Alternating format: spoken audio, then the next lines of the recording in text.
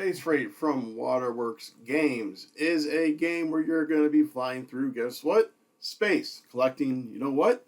Freight. And then you're going to be using that to fulfill contracts, get gold, make trades, buy cards, build your tableau, all of those fun things.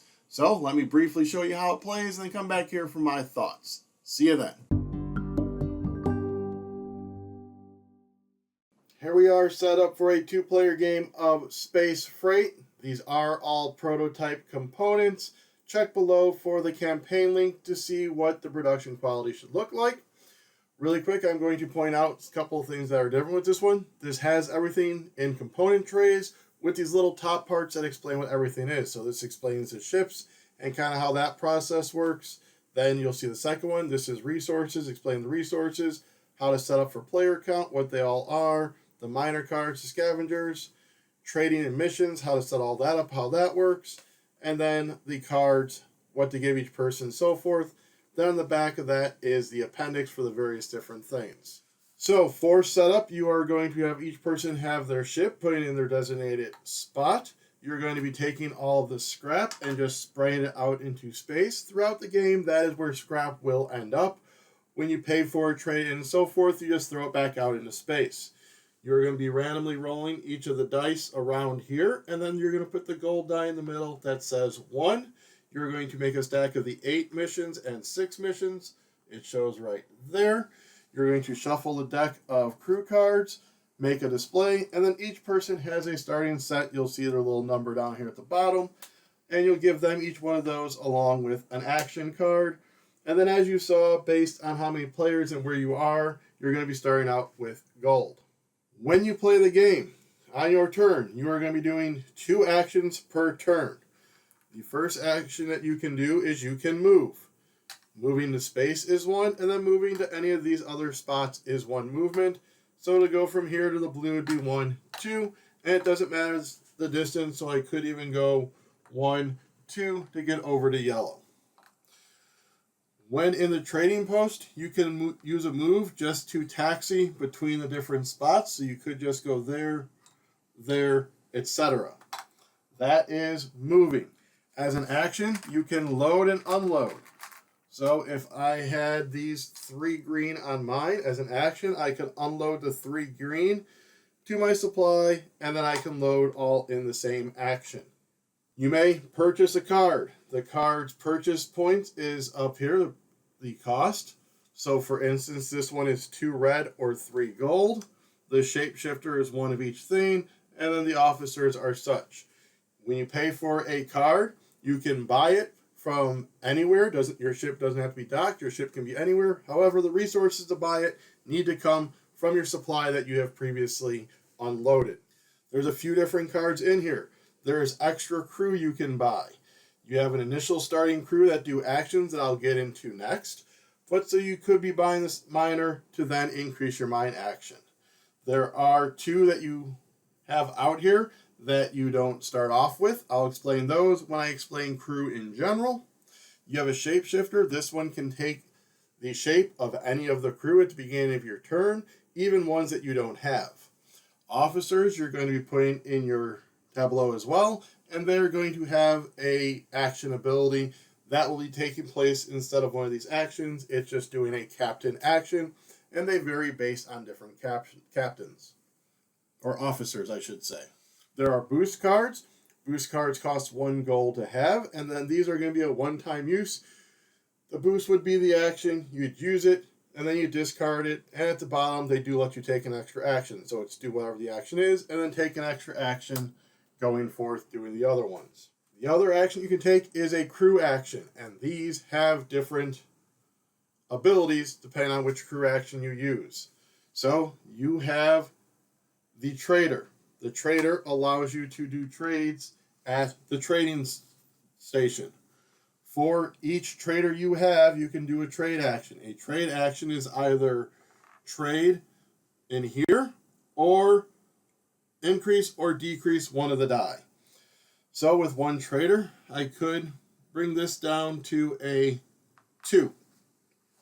So then if I had the 2 red on my ship and another for a second trade action, because I only have 1 trader, For a second trade action, I could trade these 2 red in for 6 blue or 1 gold.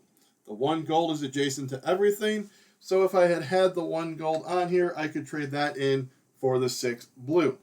Scavenger. Scavenger is when you are in space, you can salvage, so basically take one thing from space per scavenger. So in this instance, I have 1, so I'd be putting 1 in there. Mining, so let's say I have this other miner that I have purchased. If I am on, say, this blue planet, and I do the miner action, I would then mine 2 blue, and they would go on my ship. For the spacemonger action, you can swap 2 cubes from your ship with another ship in space. So had this person been there, and I had these 2 scrap on mine, I could do the spacemonger, and for every spacemonger, I can swap 2 cubes. They cannot say no, we just swap them. The saboteur, what that allows is, say we had been set up like this again, and they were at their dock. The saboteur is a displace. What that is it kicks the person out into space.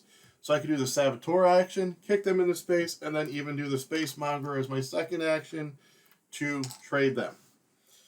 Another use of that displace is, say you are here, and they are in a spot that you would like to go. You could always displace them and then move yourself right in there for your second action. Another action you can take is if you are over here with the missions, you can complete a mission as a action. You are going to turn in the designated amount of missions. So you have the 3 red and the 3 yellow. You would turn those in. You would get 6 gold onto your ship, and you would take this tile for end of game points. The last thing you can do on your turn, if you so wish, is you can pass. So at the end of your turn, you're going to discard any boosts that you have played, and then you're going to make sure you're not past your ship's capacity. Your ship's capacity is put by the dock workers. So in this instance, I have 3, so I have a capacity of 6. So if I say still had this and all of these in there, I am at 7. I would then choose one of these to discard into space. That could be later grabbed with the salvage action. The game is going to go until all of the gold is in the supply. So if I had my ship out here with that gold on it, the game wouldn't end until he actually comes back and I unload it into my storage. At that point, the game end would happen. For game end, you're going to get 1 point for each gold. Each crew member is a point. Each captain or each officer is 3 points, and each completed mission is a point. Highest points wins. Case of a tie, it is unused boosts. So that is briefly how you play Space Freight. Let's go ahead and get into what I think of it. So there you have it. That is an overview of how you do play Space Freight. So some of the things we really like about this is the quick, fast turns. Like if you're going to do a double move on your turn, bam, bam, your turn's done. Bam, right to the next person. They move, mine, bam, done. So it is going to be very fast-paced, very quick. There's not a lot of room there for any kind of even AP or downtime. It's literally go, go, go. So as long as you know what you're wanting to do and you have it lined up in your head, you are going to be able to implement that quick. The cards that they've chosen to use and the powers to give you with those cards are really cool. That whole displace one. Yeah, it can be kind of mess with your opponent, almost cutthroat, but as you saw, it can also be one of those, you know what, they're in my way, I'll displace them so I can get in there. Especially if they actually completed what they needed to last turn, they just didn't have that movement to get out, then you're almost, in essence, helping them and helping yourself, so it's not as cutthroat as it could be. I mean, of course, you can make it cutthroat by displacing them and then stealing stuff from them, but that it is that open-ended where it is not just, sabotaging your opponent. You can use it to mutual benefit, in essence. Grant, you don't necessarily want to help benefit your opponent, but it is the possibility that is there. Then when we were playing, we played it 2-player, we're like, wow, that's a lot of gold. They should probably, adjust this for a 2-player game. And then the gold just disappeared quick. A lot quicker than you think, especially once the game gets rolling. There's not necessarily an engine in place to where, if you do this one thing, it triggers something else, but it's the whole fact that you are amplifying your powers, and that is kind of what your engine is. So if you've played engine building games, you know that they ramp up quickly. You get that same one with this ramping up. Because especially if someone gets that shapeshifter, they're not necessarily as worried about this card market anymore.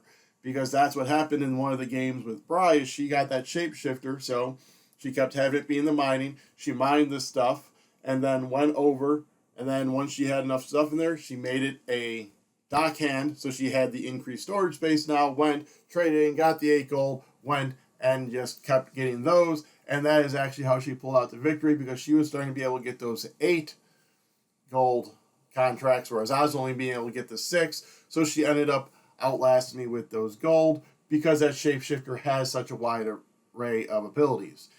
Granted, to get that shapeshifter does take a lot of planning, because you have to have one of each color, so it's not as easy as some of the other ones where if you just go and mine a couple times on a planet, you can get them. The shapeshifter is involved, so even though it does seem like a powerful card, it does take strategy and turns to do that, where the rest of your opponents are kind of starting to implement their own stuff. The boost cards, those are a really nice touch, because in essence, it kind of feels like a free action, because when you use it, you get another action. So being able to line up to where you can really implement those to great effect. Like there's a officer card that helps you mess around with the trade market.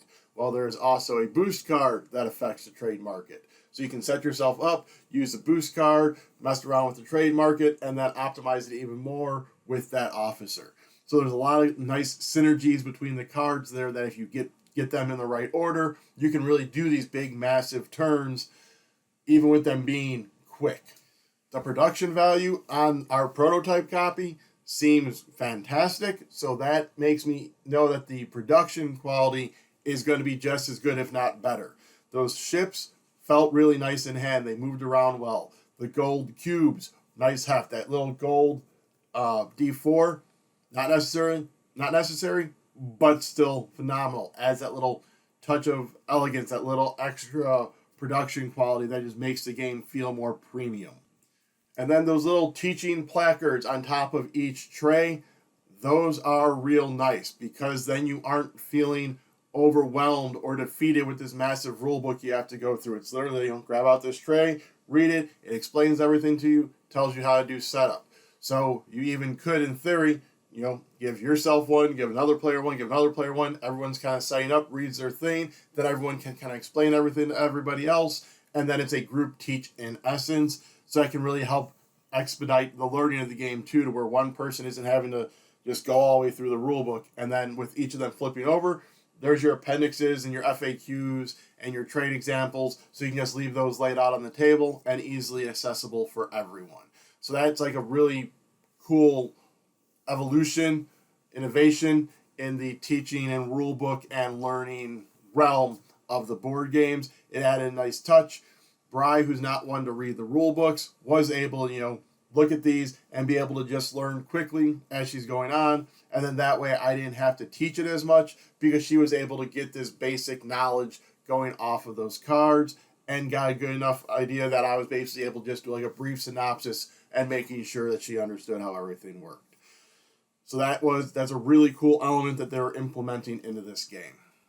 So overall, if you are a fan of a space game, if you are a fan of a game with quick, fast, snappy turns, if you are a fan of a game with great production, if you're a fan of games where you're collecting stuff to try and turn it into missions and also building a tableau to make your actions more powerful, then Space Freight from Waterworks Games is one that you should check out. I know we personally are fans of all those things, hence us wanting to check it out. So, that again is Space Freight from Waterworks Games. I was the groom. You are the viewer. Now, if you could please go ahead and head down below and hit like, subscribe, comment, share, and ring the bell for this channel and this video. Share the video so other people can learn about the game that is Space Freight. Alrighty, until next time, freight that space away.